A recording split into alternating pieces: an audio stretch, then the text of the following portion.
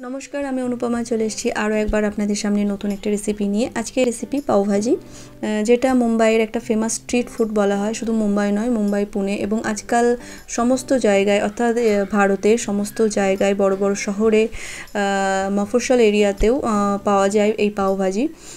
তো আপনিও বানাতে পারেন আপনার ঘরে পাওভাজি খুব সহজেই। তো চলুন দেখা যাক আজকে রেসিপি পাওভাজি।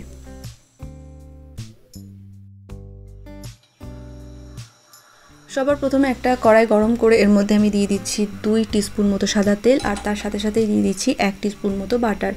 এই রেসিপিটিতে বাটারের ব্যবহার অনেক বেশি, যত বেশি বাটার ব্যবহার করা যায় এই রেসিপিটি তত সুন্দর হয়। তো এরপর এর মধ্যে তেলের মধ্যে আমি দিয়ে দিচ্ছি একটা কুচনো পেঁয়াজ। পেঁয়াজটাকে একটু নেড়ে চেড়ে হালকা করে ভেজে নেব, খুব বেশি ভাজার দরকার নেই, হালকা ভাজলেই চলবে। তো পেঁয়াজ হালকা ভাজা হয়ে গেছে। এরপর আমি এর মধ্যে দিয়ে দিচ্ছি 1/2 টিস্পুন আদা বাটা এবং 1/2 টিস্পুন রসুন বাটা। তো আদা রসুন বাটা দিয়ে পেঁয়াজের সাথে আরও 2-3 মিনিট মতো এটাকে ভেজে নেব, যাতে করে আদা রসুনের গন্ধ চলে যায়। এরপর এর মধ্যে আমি দিয়ে দিচ্ছি কুচনো গাজর, কুচনো বিনস এবং কিছু মটরশুঁটি, আর তার সাথেই দিয়ে দিলাম একটু ক্যাপসিকাম কুচনো, ক্যাপসিকামটা ফ্লেভারের জন্য। তো এখানে আমি অনেক সবজি ব্যবহার করেছি, আপনি সবজি ব্যবহার করতে পারেন, সবজি না দিয়েও করতে পারেন, তবে সবজি দিলে স্বাদ ভালো হয়, আর তার সাথে অনেক সবজিও খাওয়া হয়, তো ব্যাপারটা অনেক হেলদি হয়। তো সবজি দিয়ে খুব বেশি ভাজবো না, যে খুব ভালো করে ভাজতে হবে সেরকম নয়, শুধুমাত্র এর কাঁচা ভাবটা চলে গেলেই এর মধ্যে আমি দিয়ে দেবো আগে থেকে সেদ্ধ করে রাখা 2টো আলু। তো আলুটা দেওয়ার পর এই আলুর সাথে সমস্ত সবজি খুব ভালো করে মিশিয়ে নেব। আর এই সময় এর মধ্যে আমি দিয়ে দেবো স্বাদ মতো নুন। এরপর এর মধ্যে দিয়ে দিলাম হলুদ গুঁড়ো 1/2 চামচ, জিরে গুঁড়ো 1/2 চামচ এবং ধনে গুঁড়ো 1/2 চামচ, আর দিলাম লাল লঙ্কার গুঁড়ো অর্থাৎ কাশ্মীরি লঙ্কার গুঁড়ো 1 চামচ, আর দিলাম 1/2 চামচ মতো পাওভাজি মশলা। এটা একটা রেডিমেড মশলা, আপনি বাজারেও কিনতে পেয়ে যাবেন। তো সমস্ত কিছু একসাথে ভালো করে মিশিয়ে নেব, মশলা এবং আলু।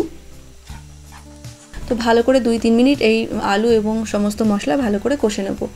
আর এরপর এর মধ্যে আমি দিয়ে দিচ্ছি একটা কুচনো টমেটো, আর টমেটো দেওয়ার পরও আরও 2-1 মিনিট মতো এটাকে ভালো করে নেড়ে চেড়ে ভেজে নেব।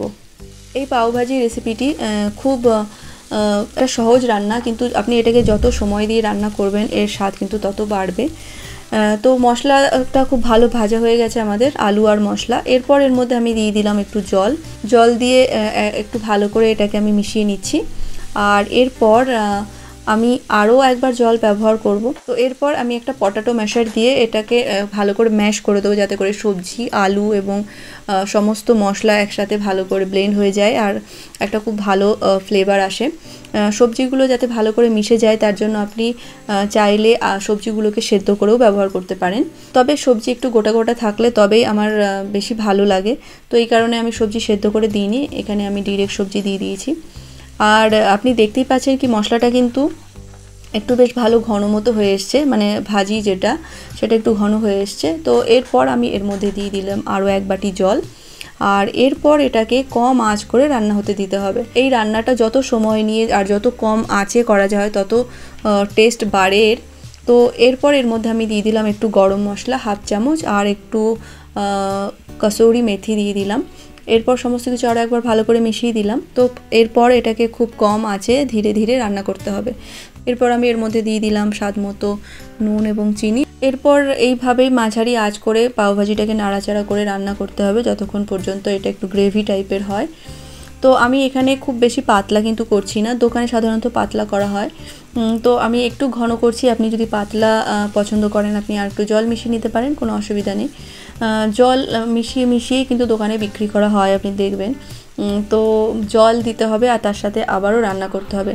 এইভাবে যদি আপনি আরও কয়েকবার করেন তাহলে কিন্তু পাওভাজির টেস্ট আরও বাড়বে। অর্থাৎ আমি এখানে 2বার মতো জল দিয়েছি, এই মুহূর্তেও কিন্তু আপনি জল দিয়ে আরও এটাকে রান্না করতে পারেন। তো যাই হোক, আমাদের পাওভাজি কিন্তু অলমোস্ট রেডি হয়ে গেছে।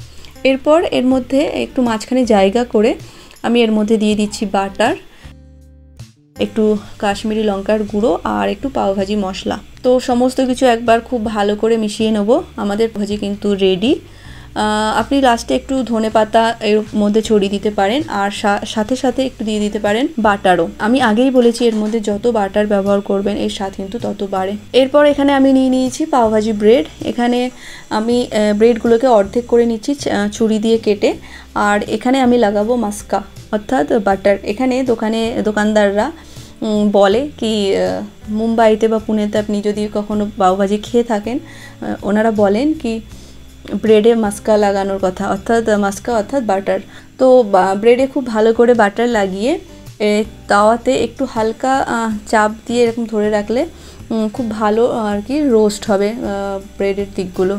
তো আমি এইভাবেই দুটো ব্রেড এখানটায় রোস্ট করতে দিলাম, আর আপনি দেখতেই পাচ্ছেন কি সুন্দর রং হয়েছে, আর তো একটা ভালো ক্রিস্পি ভাব আসে এর মধ্যে। তো আমাদের ব্রেডও কিন্তু রেডি হয়ে গেছে। তো আমাদের পাও রেডি এবং ভাজিও রেডি, আর তার সঙ্গে আমি নিয়েছি একটু কুচনো পেঁয়াজ আর একটু লেবু। তো আমাদের পাও ভাজি কিন্তু একদম রেডি। আশা করছি আপনাদের আজকের রেসিপিটি ভালো লেগেছে। যদি ভালো লেগে থাকে অবশ্যই ঘরে ট্রাই করুন। ভীষণ সহজ একটা রেসিপি আর খুব ভীষণ টেস্টি একটা রেসিপি। তো ঘরে অবশ্যই ট্রাই করুন, আমাকে জানান কেমন হয়েছে। আশা করছি আজকের রেসিপিটি আপনার ভালো লেগেছে। যদি ভালো লাগে অবশ্যই লাইক করবেন, শেয়ার করবেন। আপনি এই চ্যানেলে নতুন হয়ে থাকলে সাবস্ক্রাইব করবেন। শুধু সাবস্ক্রাইব করলে হবে না, তার সাথে সাথে নোটিফিকেশন বেলটিও প্রেস করতে হবে। তো আজকের ভিডিওটি দেখার জন্য অনেক অনেক ধন্যবাদ। ভালো থাকবেন, সুস্থ থাকবেন।